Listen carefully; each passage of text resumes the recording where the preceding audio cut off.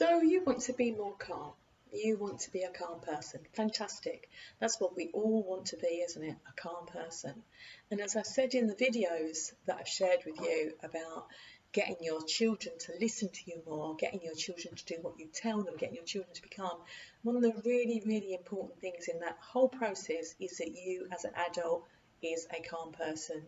In any conflict with anybody, let alone between a child and an adult, the person who needs to calm down first is you.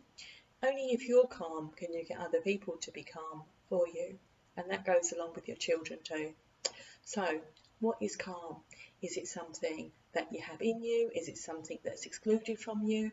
Well, it's neither of those things. It's a state of your mind and body as opposed to being stressed. And it's not all or nothing. And you may have seen me before use one of these to illustrate what stress and calm looks like. If you imagine that this is you when you're calm and this is you when you're major stressed, it's not an all or nothing. We move from one to the other, and we all on a daily basis do this. Yeah, it's quite natural, it's quite normal. If you spent your whole life like this and never had this happen, you probably wouldn't be that safe. If you drive a car, if you stop at a junction and you're about to pull out, this is happening because you're being vigilant. You're watching to make sure things happen. If something makes you jump, this is going to happen. Yeah, quite naturally because it's meant to. It's your subconscious keeping you safe, looking after you. If you're about to get run over, you want that to happen so that you can move really quickly. So the difference between this and this is actually a huge difference in the state of your mind and your body. Your body, your physicality changes from being calm to being stressed in a most productive way if you need that to happen. Because if you need it to happen, what you need is to be strong and quick. That's why fight or flight is called fight or flight. If you need to get out of the way something really quick, you need all your energy to go to your arms and your legs. If you need to be really, really strong to fight something off, you need all your energy to go to your arms and legs. In order for all of your energy, all of your blood flow, your energy to go to your arms and legs, something else needs to give. So the energy is taken away from your stomach and your digestive system, starting with your mouth. That's why when you start to get anxious, scared, angry, any of those things, your mouth goes dry. Because the first place that you start to digest food is in your mouth with saliva. If you're in fight or flight, if this is happening, then the saliva is going to be absent. So you're going to have a dry mouth, dry throat. Have you ever got a lump in your throat? Yeah, of course you have. You get lump in your throat at times when you're upset or angry or something. It's because the muscles in your throat, where food goes down from your mouth into your esophagus, solidifies, starts to get stressed and hard. And what it's saying is, don't let her eat any food. Don't let any food down there. Sometimes you get a knot here, just below your chest. It's where food would drop down from your esophagus into your stomach. And what your brain is saying, please don't let any food go down there. We're not going to digest it. We need all that energy for our arms and our legs. Okay? Now, there's lots of other changes that happen in your body, but the changes that happen in your mind are really, really powerful. If you're about to get eaten by a lion, run over by a bus, any of those things, you don't want your brain slowing anything down. You don't want your brain to be analysing detail. So you're on that curb, you suddenly notice there's a bus about to run you over. You don't want your brain looking going, is it a green bus or a red bus? Is it a number 82 or a 47? No, you want your brain to just see this big thing coming towards you and hear those big sounds so that you just get out of the way quickly. So to that end, what your brain does is it begins to shut down the part of your brain that processes language and detail and analyses things. You're looking for the big picture, the big sounds. So that's all the changes that are going on in your brain. So all these things happen quite normally, and they should. You need to be able to do this in case you need it to get out of danger, in case you need it to be looking to be vigilant for any danger that's about to occur. But what if it's anger? What if it's something that's made you cross, particularly if it's your kids that's made you cross? Okay, it's like a chain reaction. You get that feeling of, I'm not happy with this, and that creates some changes in your brain and your body. And that in itself feeds on it. What your subconscious is then saying is, I'm feeling angry. These things are happening to my body, so something must be making me angry. Something must be wrong, and it fuels it. It happens more and more. And the other thing that happens is, as you go more and more into this state of stress, as you become less and less calm, you're giving off more and more vibes of not being calm. You're giving off vibes of being stressed, and that in turn will make other people stressed. So, being calm. You need to stay calm, and I'm going to show you exactly how you can do it. When I work with my clients on a one-to-one basis, coaching them, we go through lots of things. So we look at all the things in that person's life that are making them stressed, and we get rid of the anxiety feelings that are not useful, only keeping the ones that are useful to you, yeah? So that's if I'm working one-to-one coaching somebody. But in general, there's lots of things that you can do to help yourself. Believe it or not, one of the simplest things you can do to make yourself feel more calm is tap your hand. And some of you may have already heard of thought field therapy, TFT or EFT. There's all sorts of things like that. I've heard some people call it tap therapy. The fact is, your whole body is built on electricity. Every single cell in your body is like a tiny little battery, a power pack.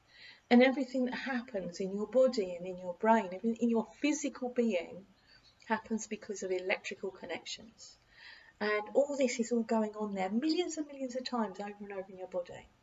Now, electrical circuits can sometimes go a bit haywire, can't they? Even things like your TV aerial, your TV, your satellite dish, or whatever it is you have that powers your TV or something like that, your computer or whatever.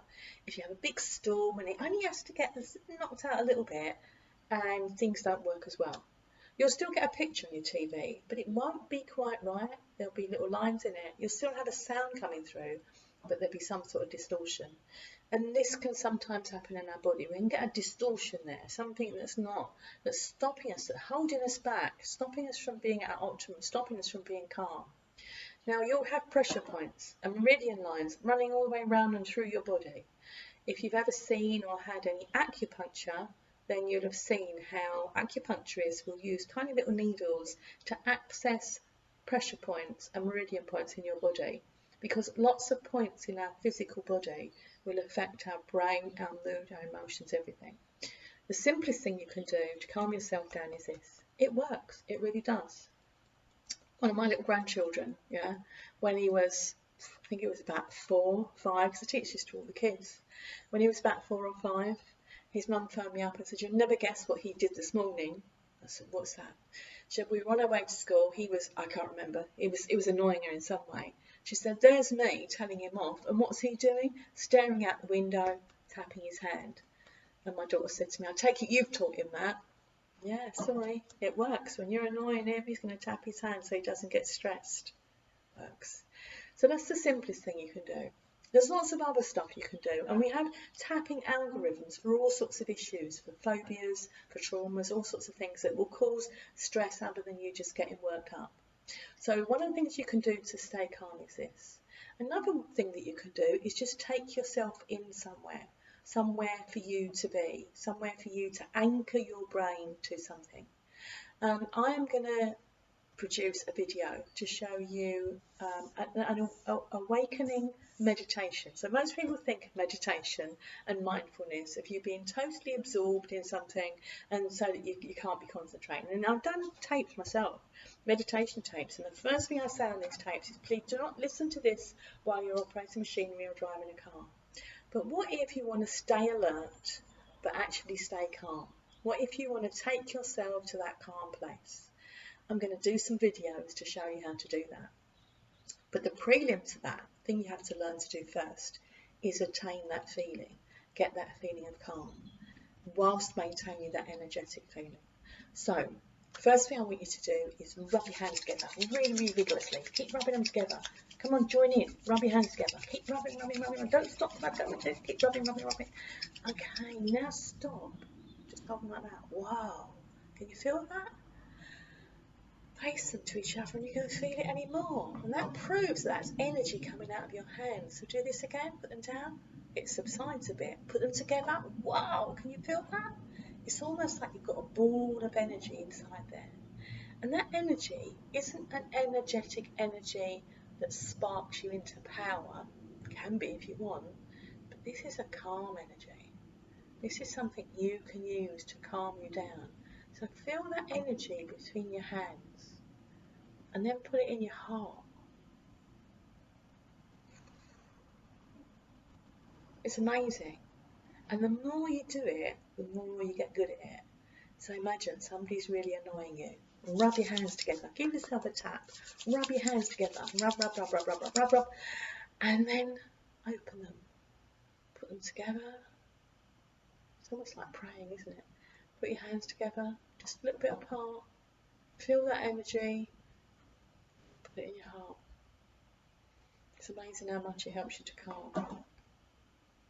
Breathing with it. It's an amazing sense of flow and power and energy and positivity and calm. There's so many ways you can do this. There's so many things that you can do. If this rings a bell with you, if you want more tools, if you want more ways of becoming calm, being a calm person, calming down when someone makes you angry, particularly if it's your kids, if you're interested in finding out more, I've got loads of other videos that you can watch for all different circumstances, but there's my name and my email address. Drop me a line, give me a call, and we'll sort something out.